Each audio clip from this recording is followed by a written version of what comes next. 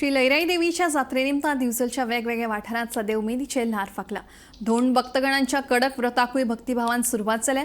शिरगांवचे श्री लयराई देवीचे गांवागांवांनी धोंड भक्त आसात. येता ते शुक्रारा जावपी जात्रेनिमतान भक्तगणांच्या कडक उपासाक सुरवात जाल्या. दिवचले गांवागांवांत देवूळ वा न्हंयच्या कुशीक तळ उबारून धोंड भक्तगण सोवळे व्रत पाळटात. दोन तळाचेर श्री लयराई देवीचो जयघोष चालू आसा.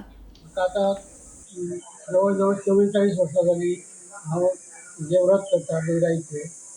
आनी आमी हांगासर सगळेच एका दिसा येना. थोडे अमाशेच्यान रावता, दुसरे दिसा आनी थोडे धोंड वाडटा, तिसरे दिसा आनी वाडटा, चवथे दिसा आनी वाडटा. अशें करून आमचे आतां एकूण हांगासर 80-85 सुमार धोंड आमी एकी कडेन येता. आनी आमचे हांगासर वातावरण अशें आहा की सारकें प्रफुल्लीत आसा.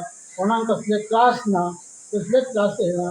आनी अजून मेरेन आमचे हांगा ते धोंड जे गेल्यात जात्रेक शिरगांवच्या लयराईच्या नांवान तांकां कोणाकूच कसलीच इजा जाल्ली ना. आनी हांगासर सगळे गुण्या गोविंदान सगळे नामता. आनी हांगासर सगळे सोय बरी आसा आनी सगळे खुशीन येता आनी आपले खुशीन वयता.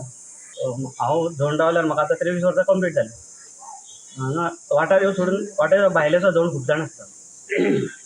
म्हणजे वाठार गांवा भायले हय पण हांगासर तुमकां हांगासर सगळी वेवस्था आहा. हय सगळी वेवस्था.